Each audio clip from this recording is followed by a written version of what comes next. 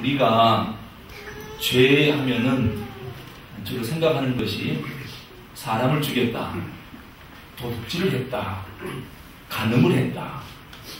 죄하면 그런 것들을 먼저 생각을 해요. 그런데 사람을 죽이기 전에 우리 내면의 세계에서 어떤 일이 먼저 일어나느냐면요, 증오와 미움이 먼저 일어나요. 이것이 쌓이고 쌓이다가 폭발하면 행동으로 나가는 것이 살인이지요. 근데 우리는 죄하면은 죄의 근본이 된 미움, 증오, 이것은 생각하지 않고 그냥 겉으로 드러난 살인만 죄로 생각하지, 그 이전에 내면에서 그동안 오랫동안 복잡하게 만들어져 온 이 증오심이라든지 미움이라든지 이런 거에 대해서는 별로 죄라고 생각하지 않아요. 그러면서 하는 말이, 내가 언제 사람을 죽였나? 사실은 이거보다 더 무서운 게 내면의 세계에서 일어나는 미움이거든요. 증오거든요. 여기서부터 살인이 시작되는 거거든요. 도둑질도 그렇습니다. 겉으로 드러나서 남의 물건을 훔쳤어요. 근데 그 이전에 남의 물건을 보는 순간 탐심이 생겨요. 욕심이 생겨요. 여기서부터 이미 도둑질은 시작된 거예요. 근데 우리는 그 내면의 세계에서 일어나는 그러한 세계에 대해서는 죄라고 생각하지 않고, 내가 남의 물건을 훔치길 했나, 빼앗길 했나, 내가 왜 죄인이야? 아직 행동으로 안 나타나서 그렇지 늘 욕심과 탐심이 가득하기 때문에 환경만 주어지면 얼마든지 도둑질을 할 수 있는. 그래서 교회사적으로 보면 전통적으로 내려오는 7가지 대죄가 있어요. 7가지 큰 죄가 있는데, 교회사에서 지적하는 7가지 죄인데요. 첫째가 뭐냐면 프라이드입니다. 교만. 여러분, 교만이 죄인 거 아십니까? 교만. 근데 이 교만은 눈에 보여요, 안 보여요? 그래서 막 교만이 그냥 목구멍까지 쳤는데도 자기는 죄인이 아니라는 거예요. 그 다음에 두 번째는 이 탐심입니다. 탐심. 이 교회사가 이야기하는 두 번째 큰 죄예요. 세 번째는 세욕입니다. 세욕. 네 번째는 시기 질투. 이것도 교회사가 지적하는 큰 죄예요. 다섯 번째가 탐식입니다. 여러분, 먹는 거 좋지요. 지나치게 많이 먹는 것도 죄에 들어가요. 여섯 번째가 분노입니다. 그리고 일곱 번째가 나태한 마음, 게으른 마음. 이것도 교회사가 죄로 분리해요. 그런데 이 7가지가 전부가 다 겉으로 드러나는 게 아니라 내면 속에서 일어나는, 즉 마음 속에 있는 죄들입니다. 그런데 우리는 겉으로 드러나는 살인, 도둑질, 간음 이런 건 죄라고 생각하지만 내면에서 일어나는 이 복잡한 죄의 세계에 대해서는 죄라고 별로 생각하지를 않습니다. 그런데 교회사에서는 이 7가지 죄 가운데 가장 큰 죄를 뭐로 보느냐면 교만으로 봅니다. 교만. 여러분, 에덴 동산에서 아담이 왜 죄를 졌느냐? 하나님처럼 된다고 하니까 하나님처럼 되려고 사탄이 와서 꼬였거든요. 이 선악을 알게 하는 나무 열매를 따먹으면 하나님처럼 되리라. 눈이 밝아진대요. 그러니까 그 미혹에 끌려서 선악과를 따먹고 말았어요. 하나님처럼 되려고 하는 교만함. 이것이 죄의 원인이 된 것입니다. 그래서 성경은 이 교만이 무섭기 때문에 교만은 패망의 선봉이요 넘어짐의 앞잡이니라 그랬어요. 그리고 하나님은 겸손한 자를 세우시고 교만한 자의 목을 꺾으시는도다. 그러니까 교만을 하면서 복받기를 생각하면 안 되겠죠. 교만하면 하나님이 목을 꺾게 돼요. 교만하면 패망의 선봉, 넘어짐의 앞잡이 돼요. 그러니까 내 마음속에 교만한 마음이 들어오면 이렇게 생각하면 돼요. 망할 날 얼마 남지 않았다. 그리고 겸손한 사람을 보시거든 그 사람하고는 깊이 새겨두세요. 왜? 저 사람 복 받을 날이 얼마 남지 않았어요. 아주 교만에 터진 사람을 보거든 가까이 하지 마세요. 저건 망할 날이 얼마 안 남았어요. 옛날에 저희 어머니가 저한테 그랬어요. 시골길 비가 내리고 번개가 치고 소낙비 내리면은 절대로 미루나무 밑에 가지 마라 그랬어요. 미루나무가 하늘을 찌를 듯 키가 큰 나무잖아요. 그러니까 꼭 벼락을 맞으면 키 큰 나무에 벼락이 맞거든요. 근데 비 온다고 그 나무 밑으로 숨었다가는 미루나무 벼락 맞을 때 같이 맞아요. 그러니까 오늘도 수목원에 우리 드보라 여성교회가 갔다 왔는데 거기에 이렇게 표지판이 붙어 있더라고요. 그 주의사항을 제가 읽어봤거든요. 그 중에 무엇이 하나 쓰여 있었느냐면은 비가 오고 번개 칠 때는 나무 밑에 들어가지 마세요. 왜 그랬을까요? 벼락 맞을 때 같이 맞아요. 그러니까 교만한 사람을 보거든 조만간 하나님의 벼락이 떨어지거든요. 그러니까 같이 사귀면 같이 망해요. 하나님이 교만을 그냥 두지 않아요. 교만이 7가지 죄 중에서 가장 큰 죄로 성경이 지적을 해요. 우리가 예수를 믿으면서 그렇기 때문에 제일 먼저 버린 게 뭐냐면 교만을 버렸어요. 또 제일 먼저 버려야 할 게 뭐냐? 교만을 버려야 돼요. 그래서 예수 잘 믿는 사람은 누구냐면 사람이 어쩌면 저렇게 겸손할까? 예수 잘 믿었을 때예요. 그런데 교회는 다녀도 얘기하면 괜히 기분이 안 좋아. 왜요? 너무 교만해갖고. 그거는 예수를 잘 못 믿어서 그래요. 왜 교만하냐? 자기 실존을 아직 발견하지 못해서 교만한 거예요. 하나님 앞에서 자기가 누구인가를 발견하면 교만할 건덕지가 아무것도 없다는 것을 발견하게 돼요. 그래서 예수 믿는 사람들, 특히 예수를 잘 믿는 사람들은 어떤 상황이 돼도 교만의 이유를 못 찾아요. 심지어는 대개 사람들이 언제 교만해지느냐면 돈이 많을 때, 부자일 때 교만해지기가 상당히 쉬워요. 그래서 주머니에 넉넉하고 사업이 잘 되면은 항상 경계해야 될 게 뭐냐? 교만죄입니다. 남을 우습게 보는 죄, 자기가 꽤 괜찮은 것처럼 생각하는 거. 이 돈의 힘이라는 게 대단하더라고요. 돈이 많으면 자기가 지성인으로 착각을 해요. 지성인과 돈 많은 사람과는 다르거든요. 그만큼 돈이 힘이 있어요. 그리고 이 돈이 사람을 어떻게 만드느냐? 의인인 것처럼 스스로 착각하게 만드는 힘이 돈에 있어요. 그래서 돈 많은 사람들은 무슨 생각을 하느냐? 나만큼만 의인이 되라. 어떻게 해서 그런 생각을 갖게 됐냐면 돈이 그렇게 만드는 거예요. 하지만 자기 실존을 깨달은 사람은 아무리 부자가 돼도 그 부를 교만의 이유로 결코 삼지 않습니다. 원래 물질이라고 하는 게 그렇죠. 하나님이 나에게 준 사명이거든요.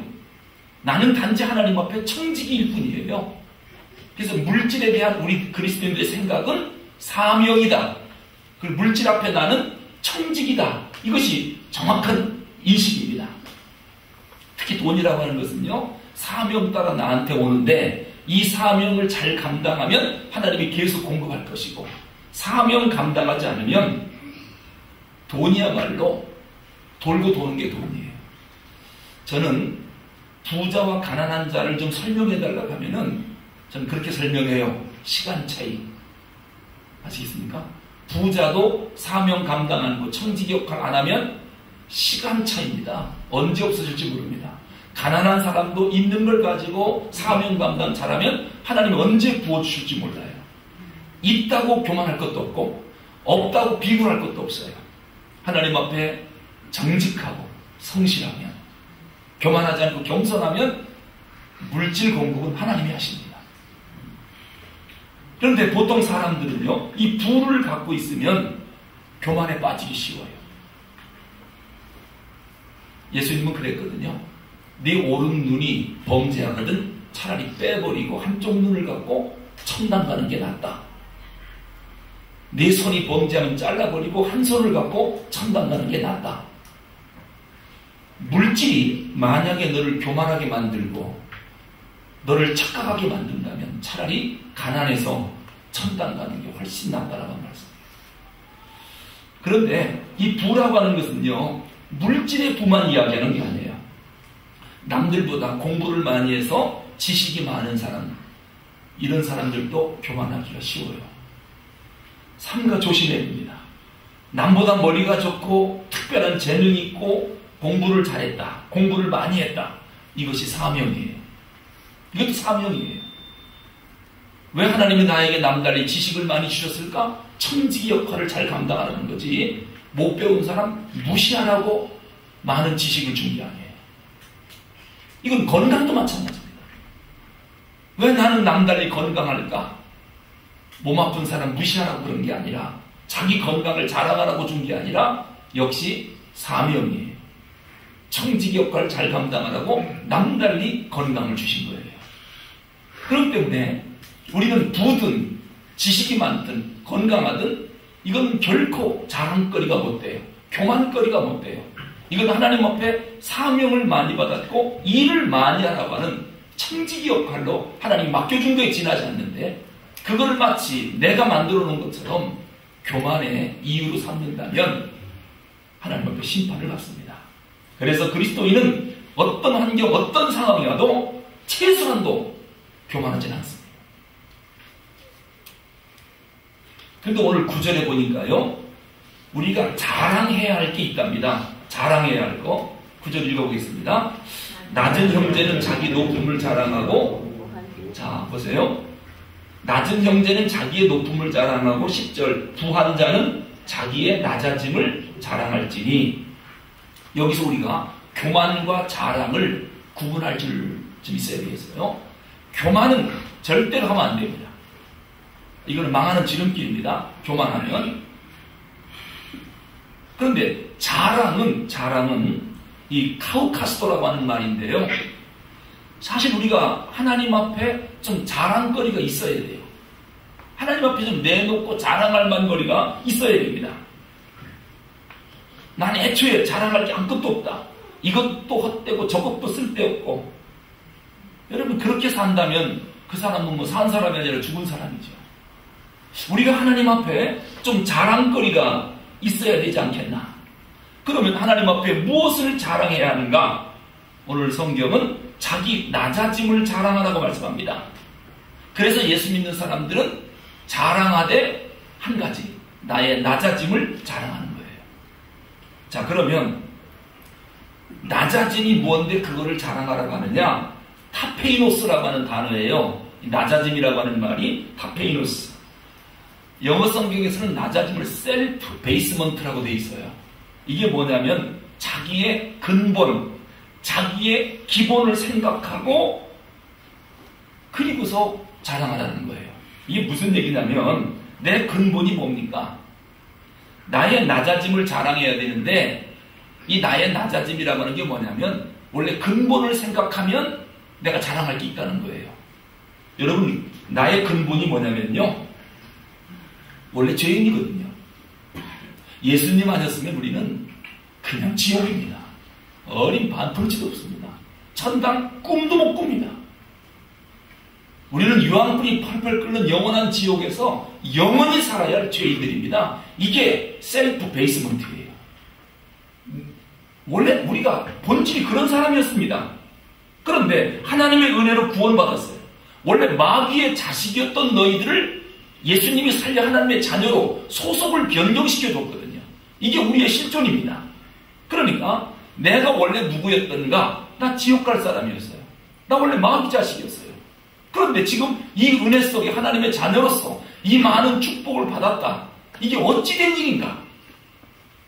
자기의 근본을 생각하니 이건 전적인 주님의 은혜로다. 그래서 나의 낮아짐을 자랑하라는 건 뭐예요? 내가 원래 이런 사람, 이런 실존의 사람이었는데 오늘 이 은혜를 주는 것은 하나님의 전적인 은혜다. 근데 하나님이 주신 은혜를 갖고 내 것인 것처럼 자랑하면 안 되겠죠. 그래서 우리가 하나님 앞에 자랑할 것은 나의 낮아짐. 낮아질 수밖에 없는 연약한 자라고 하는 자기 근본을 알면 우리는 절대로 교만해질 수가 없어요. 그래서 예수 그리스도로 말미암아, 즉 십자가의 의로 인하여 오늘이 있게 된 나, 이거를 자랑하는 거예요. 다른 거 자랑하지 말고 원래 내가 이렇게 죄인이었었는데, 저주받아 마땅한 사람이었었는데 예수님의 십자가의 의로 하나님의 자녀가 됐고 천국 백성이 됐다. 그래서 내가 자랑할 것은 십자가의 의, 이거 이외에는 자랑할 게 없다는 거예요. 그래서 사도 바울이 뭐라고 그럽니까? 나는 오직 그리스도만 자랑하고 십자가만 자랑하고 십자가 외에는 자랑하지 않기로 결단했다는 겁니다. 이게 바로 자기의 셀프 베이스먼트를 발견한 사람의 특징이에요. 그래서 예수 잘 믿는 사람들은 사도 바울처럼 십자가 이외에는 할 말이 없다고 말을 합니다. 오직 예수만을 자랑하기로 결심한 사람이 그리스도인이에요. 고린도서 11장 30절에 보니까 바울이 뭐라 그러냐면요, 오히려 나는 나의 약한 것을 자랑하노라. 내가 약하다, 이 말이 뭐예요? 내 원래 실존이 자랑할 게 아무것도 없는 사람이다. 그래서 나는 누가 필요하냐? 예수님이 필요하다. 내가 약하면 약할수록 강하게 의지하는 분이 누구냐면 예수님이에요. 이렇게 예수님을 의지하다 보니까 주님의 능력이 내 안에 머물게 됐고, 주님의 능력이 내 안에 머물게 된 원인이 뭐냐? 나의 약함을 인정하고 주님을 그렇게 붙잡으니 주님의 능력이 내 안에 머물게 됐다. 그래서 나는 나의 약함을 계속 자랑한다. 그러다 보니 주님을 찾게 되고 주의 능력이 항상 나와 함께한다. 그래서 나의 연약함, 나의 낮아짐을 자랑한다는 거예요. 그럴 때 주의 능력이 우리에게 임하니까. 사도 바울에게 그런 자랑이 있었습니다. 자, 그렇다면 우리는 말할 것도 없지요. 사도 바울이 버린 것을 가지고 우리는 주스러 다니면서 그걸 갖고 자랑을 해요. 부귀 영화, 바울이 벌써 버린 거예요. 재물, 바울은 벌써 버렸어요. 명예, 벌써 버린 거예요. 근데 우리는 바울이 버린 것을 쫓아다니며 찾아갔고 그걸 가지고 교만거리를 삼고 그걸 자랑거리를 삼으니까 답답한 거지요. 몰라도 한참 모르는 거예요. 내 실존이 뭔지를 모르니까 내가 버린 거를 주워갖고 다니면서 저렇게 교만하고 있구나. 옛날에는 사실 우리도 그랬잖아요. 예수 믿기 전에는 돈이 있다고 자랑을 많이 했잖아요. 근데 지금은 돈 자랑하고 싶은 마음이 하나도 없어요. 자랑거리 자체가 못 되거든요. 전에는 남보다 머리 좋고 똑똑하다고 이걸 자랑했는데 지금은 알고 보니까 그 자체가 얼마나 부끄러운지 몰라요. 예수 믿고 보니까 옛날에 자랑했던 것들이 너무도 부끄러운 거예요. 세상적인 것은 아무것도 자랑거리가 되지 않는다는 것을 이제 아는 거예요. 미모도 자랑거리가 안 되고 건강도 자랑거리가 못 돼요. 그래서 오늘 야고보가 뭐라고 말씀하느냐? 부한 형제는 자기의 낮아짐을 자랑할지라. 이 말은 그리스도 안에서 예수로 인하여 낮아진 자기 자신을 자랑하는 거예요. 여러분 이제 뭘 자랑하느냐? 십자가 안에서 나 자신을 보니까 내가 이렇게 형편없는 사람인 걸 내가 알았어요. 그거 자랑하고 다니래요. 아시겠죠? 근데 사람들은 그런 것은 다 숨기려고 해요. 그리고 세상적인 것이 나타나면 그것만 붙잡고 다니면서 자랑하면서 스스로 교만에 빠져요. 이것은 지금 우리가 크게 잘못하고 있는 것이다. 바울이 야고보 사도가 우리에게 알려주는 거예요. 자, 그렇다면 이제 우리의 생각이 바뀌었습니다. 옛날에는 돈 있을 때는 교만했고 돈 없을 때는 비굴했거든요. 사업이 잘 되면 어깨에 힘 줬고 사업이 좀 안 되면은 기운이 쭉 빠졌고 이게 옛날 우리의 모습이었어요. 근데 지금은 그렇지가 않아요. 사업이 잘 되면 무슨 생각하느냐? 오, 하나님이 지금 나에게 사명을 크게 주시는구나. 주의 일 많이 하라고 하는구나. 헌금 많이 하라고 하는구나. 아, 이 물질로 영혼 구원 많이 하라고 하는구나. 구제 많이 하라고 하는구나. 그리고 사업이 잘 되면 큰일을 합니다. 사업이 안 돼요. 그러면 뭐라고 생각하느냐? 하나님이 헌금을 조금 하라고 하는구나. 구제를 조금 하라고 하는구나. 그러니까 속상할 것도 없지요. 많이 주면 많이 일할 거고 조금 주면 조금 일할 거고 많이 줬다고 교만하지도 않고 조금 줬다고 비굴하지도 않고 이게 달관한 인생관입니다. 그래서 예수 믿는 사람들은 잘 된다고 교만하지도 않고 안 된다고 비굴해지지도 않고 어쨌든 하나님의 뜻대로 되니까요.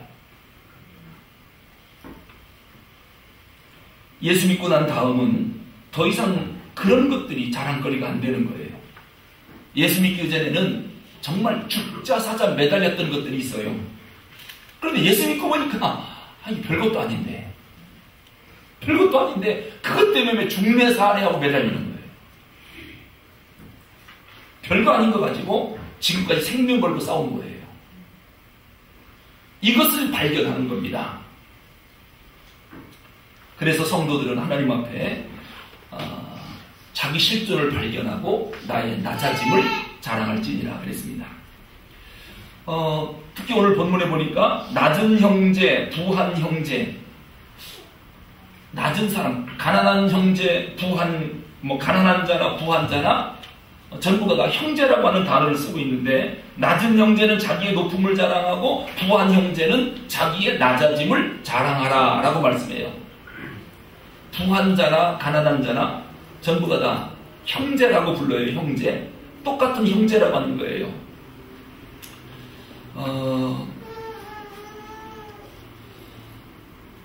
사람이요, 신분적으로 부하다든지 경제적으로 부하면은 어떤 일이 생기느냐면, 옛날 그 서울 종로에 지금도 있습니다만은 양반교회가 있었습니다. 양반교회. 내가 안국동교회라고 말은 안 하겠지만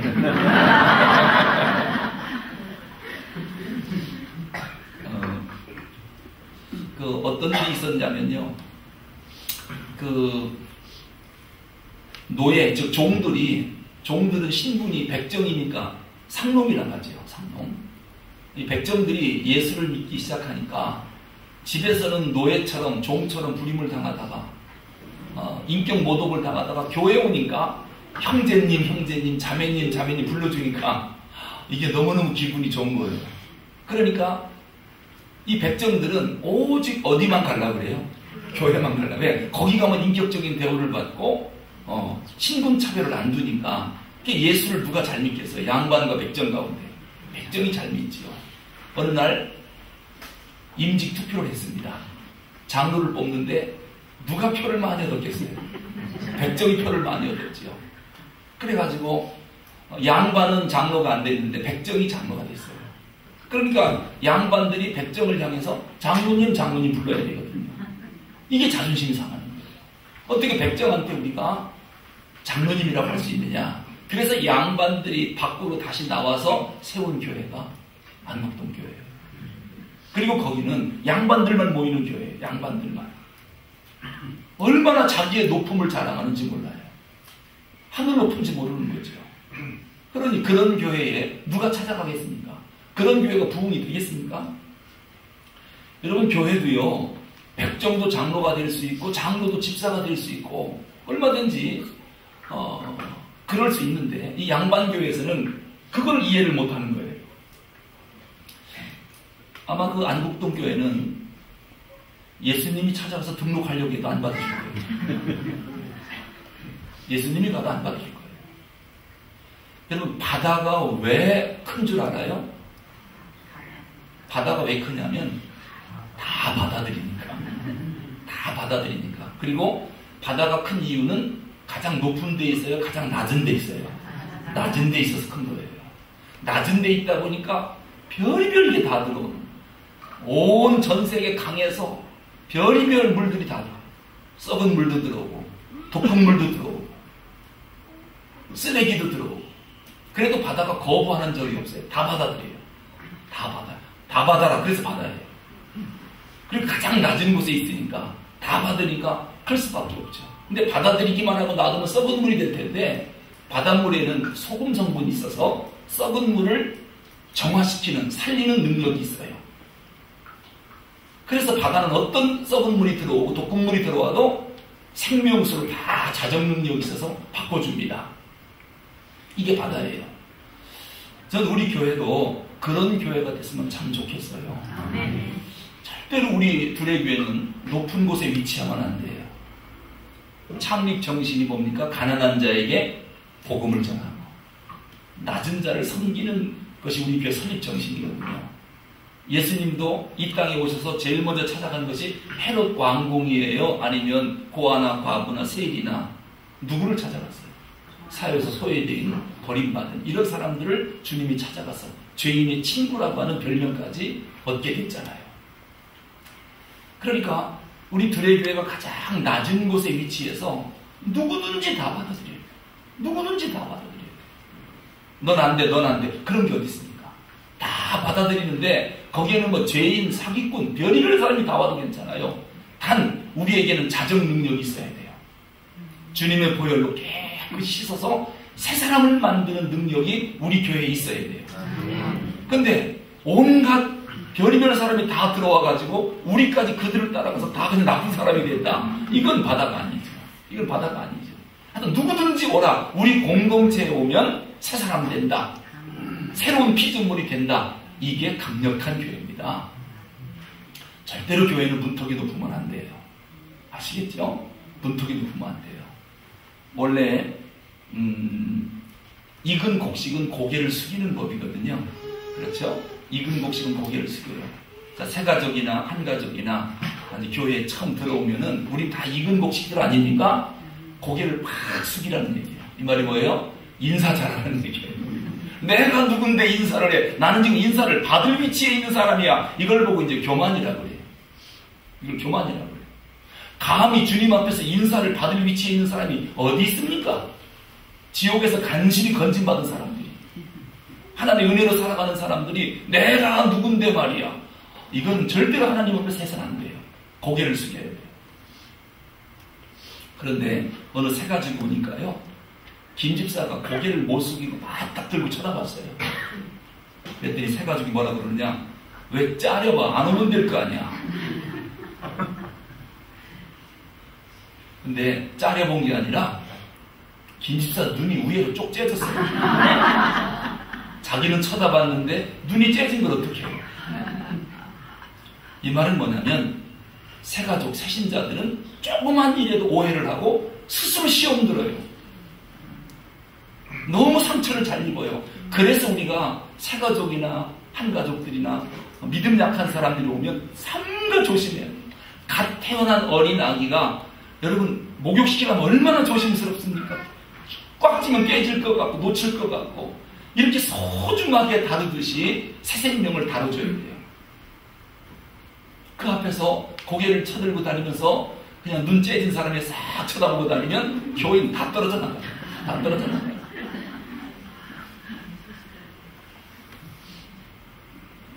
성경에 보면 사실 전도를 못한 거에 대해서는 주님이 그렇게 진노하지 않았어요. 물론 열매 없는 무화과 나무를 주님이 진노해서 심판을 했지만은, 그런데 성경에 보니까 작은 소자를 실족케 하는 사람에 대해서 얼마나 큰 진노를 하는지 몰라요. 연자 맷돌을 목에 메고 물에 빠져 죽으래요. 큰 맷돌을 목에 메고 물에 빠지면 살 수 있어요, 죽어요? 소자 하나라도 실족시키면은 반드시 죽으라는 얘기예요. 절대로 살지 말라는 거예요. 이만큼 한 영혼을 실족시키는 것에 대한 주님의 진노가 크다는 얘기예요. 그러니까 내 성품이나 내 잘못된 성격, 잘못된 신앙이 믿음 약한 사람을 실족시켜서 교회를 떠나게 하고 영원히 주님을 떠나게 만든다. 그런 사람은 하나님께 복받을 생각하면 안 돼요. 하나님의 진노가 얼마나 대단하냐면요, 사울왕 때 사울아 사울아 하나님이 불렀어요. 주여 제가 여기 있나이다. 너 아말렉 족속을 아느냐? 예, 압니다.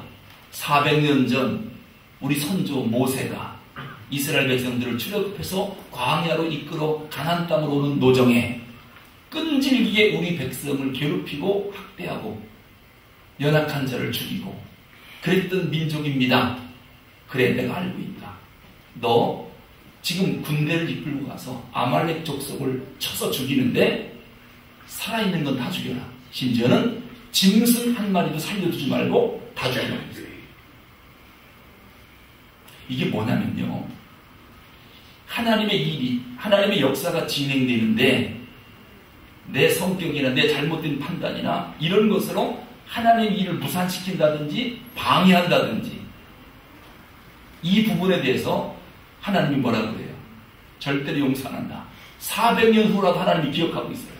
사실 400년 후면은 지금 있는 아말렉 족속들은 무슨 죄가 있습니까? 400년 전 조상들이 지은 죄인데 그 조상들이 잘못한 것을 하나님이 기억하고 사울왕을 통해서 진멸을 시켜요. 진멸을 시켜요. 그러니까 오늘 우리가 하나님의 교회를 힘들게 하고 실족해 하고 하나님의 역사를 방해하고 그리고 나서 하나님께 복을 받는다? 400년이 지나가도 하나님이 심판해요. 아주 무서운 일입니다. 그러니까 나로 인해서 하나님의 교회가 행복하고 교회가 부흥하고 성도들이 은혜를 입고 그렇게 할지언정 나 하나 때문에 상처받고 교회를 떠나고 교회가 힘들어지고 하나님의 역사가 방해받고 이런 일들이 내 일생 가운데는 결코 있으면 안 된다.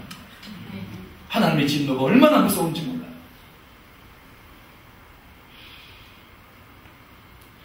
교회는 누구든지 다 받아들여야 돼요. 그리고 새로 이렇게 오는 사람들이 잘 정착을 하려면요, 정착시키는 방법이 있어요. 어떻게 하면 되느냐면요, 새 가족은 그냥 놔두면 안 돼요. 그 사람의 은사를 빨리 알아가지고 일할 일거리를 줘야 돼요.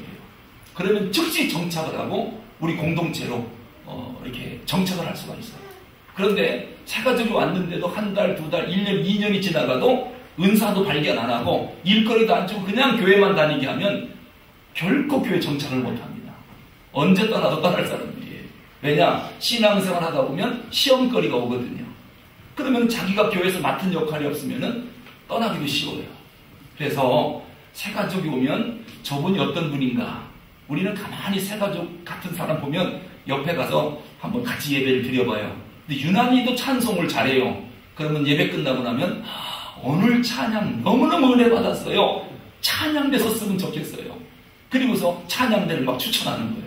그렇게 해서 온 지 얼마 안 됐지만 찬양대 딱 서서 찬양을 부르기 시작하면 이분 금방 우리 식구가 되고 정착이 돼요. 아시겠어요? 그런데 모처럼 새 가족이 결심을 하고 찬양대 쓰려고 지휘자한테 이야기해서 찬양대 섰어요.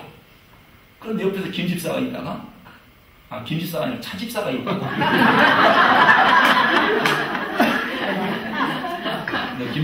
김집사들이 시험 들까봐. 차집사가 있다가, 차집사가 뭐라 그랬느냐? 찬양대는 뭐 아무나 서나? 그랬어요. 새 가족이 그렇지 않아도 노래에 자신이 없지만 하도 하고 싶어갖고 간신히 써갖고 음도 틀리고 음정도 안 맞고 해가지고 열심히 하느라고 나름대로 노력했는데 그냥 차집사가 옆에서 듣고 아무나 찬양대 시키면 되나? 그런 거예요. 이 사람이 영원히 교회를 떠났대요. 다시는 안 한다. 그러지 말고 옆에서 차집사가 어쩜 그렇게 찬양을 잘해요? 라고 한마디만 해줬으면 신나게 해서 진짜 잘하는 사람이 됐을 텐데 실제로 있었던 일이래요. 남자 성도가요, 교회에 하도 이게 어느 집사님이 전도해갖고 교회를 왔어요. 그리고 처음 예배를 참석하고 등록을 해서 이제 찬성도 불러주고 그랬거든요. 근데 이 인도한 사람이 바빠가지고 교회에서 맡은 일이 많다 보니까 오늘 그냥 가지 말고 꼭 밑에 식당에 내려가서 식사하고 가라고 그랬거든요. 그러니까 이분이 뭐 12시도 넘었겠다, 밥 시간도 됐겠다, 밥 준다고 하니까 이 남자분이 머쓱해가지고 식당을 간 거예요. 갔더니 줄이 그냥 쫙 서 있으니까 어디서부터 밥을 퍼주는지를 모르니까 엉거주춤하고 서 있다 보니까 꼭 새치기 하려고 하는 것처럼 바로 앞에 차집사가 있다가 새치기 하지 마야! 그랬어요. 그렇잖아도 머뭇거리고 지금 어디 서야 될지 몰라가지고 그냥 이걸 밥을 먹을까 말까 갈까 말까 하다가 좀 한 숟가락 얻어먹고 가려고 그냥 머쓱하게 서 있는데 그만 차집사가 한마디 한 거예요. 새치기 하지 마야! 그랬어요. 얼마나 당황스러운지 미안하고 부끄러운지. 그리고 내가 다시는 예수를 믿나봐라. 아무리 가서요 신방하고 위로해도 도대체가 안 되거든요. 그러지 말고 차집사가 내 앞에 서세요. 이랬으면 얼마나 밥 잘 먹고 신앙생활 잘하겠어요. 이게 교회 안에 이런 일들이 얼마나 많이 발생하는지 몰라요. 왜 그러느냐? 이 교만이 그러는 교만. 모두가 나보다 낮게 여기고 나의 낮음을 자랑하면 이런 일이 발생하지 않아요. 그런데 나의 높음을 자꾸 자랑하려고 하니까 이런 일들이 교회 안에서 발생하는 것입니다. 그런 사람은 연자 맷돌을 목에 메고 물에 빠져 죽으래요. 예수님 말씀이에요. 오늘 본문도 그래요. 우리가 사실 낮은 자는 높음을 자랑하라 그랬거든요. 낮은 자는 높음을 자랑하라. 우리가 언제 높아졌습니까? 누구 때문에 높아졌습니까? 예수님 때문에 높아진 거거든요. 마귀의 자식 아니었습니까? 지옥 갈 사람 아니었어요? 어떻게 천국을 우리가 선물로 받습니까? 어떻게 하나님의 자녀가 됩니까? 우리가 어떻게 이렇게 높아졌죠? 예수님 때문에. 그러니까 낮은 자는 높아진 것을 자랑하라. 누구를 자랑하라는 거예요? 예수님 자랑합니다. 그러니까 우리 입에서는 예수 자랑 이외에는 자랑할 게 없다는 거예요. 원래 너의 셀프 베이스먼트가 뭐였는데, 그런데 우리는 그걸 자랑하는 게 아니라 하나님이 은혜로 준 것을 가지고 자꾸 교만해갖고 자랑하다 보니까 많은 사람에게 상처를 주는 거예요. 예수님 때문에 높아진 거, 그거를 자랑하라. 또 부한 자는 낮아짐을 자랑하라. 하나님이 이렇게 은혜를 주셔서 내가 이렇게 부하게 됐구나. 원래 내가 이렇게 낮은 사람이었는데 부를 자랑하지 말고 원래 낮아졌던 것, 거기서부터 이런 은혜를 받은 것, 그거를 하나님 앞에 자랑하라는 거예요. 말씀을 맺겠습니다. 우리 모두는 그리스도 안에서 한 형제입니다. 그래서 그리스도 안에서 같은 가치관, 같은 자랑, 같은 기쁨, 같은 신앙을 갖고 살아야지 너보다 내가 낫다, 또 나는 저 사람만 못해, 교만하지도 말고 비굴하지도 말고, 우리 모두는 주 안에서 한 형제라고 하는 거, 서로가 서로를 소중히 여길 줄 아는 거. 오늘 야고보서를 쓰면서 첫 번째 주제가 뭐라고 그랬죠? 시험. 두 번째 주제가 기도. 그리고 지금 세 번째 주제가 가치관이에요. 우리가 어떠한 가치관을 갖고 신앙생활을 해야 하는가? 온 성도들 볼 때 이러한 가치관을 갖고 성도를 보면 올바른 신앙생활을 할 수가 있고, 교회는 사랑과 은혜가 넘치지 결코 시험 드는 사람이 없을 것이다. 야고보가 목회하면서 뼈저리게 느낀 거예요.